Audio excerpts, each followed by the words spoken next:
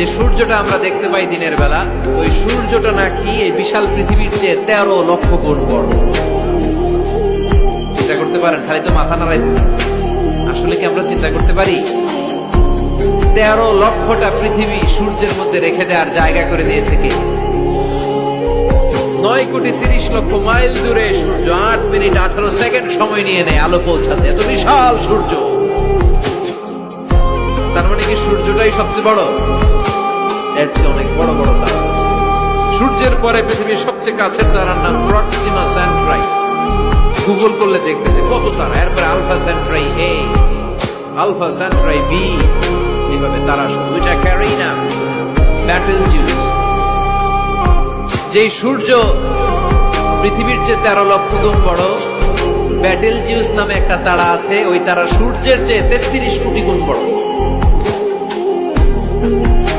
তার মানে কি ব্যাটেলজিউসই সবচেয়ে বড় তারা? এটা ছোট্ট সাইজের তারা। এইটার চেয়েও কত হাজার কোটি গুণ বড় তারা যে মহাশূন্যে আছে, তার কোন ইয়ত্তা আমাদের নাই। এরকম হাজার হাজার million trillion zillion billion octillion তারা মিলে আমাদের এই গ্যালাক্সিটা গঠিত। আমাদের গ্যালাক্সির নাম মিল্কি ওয়ে।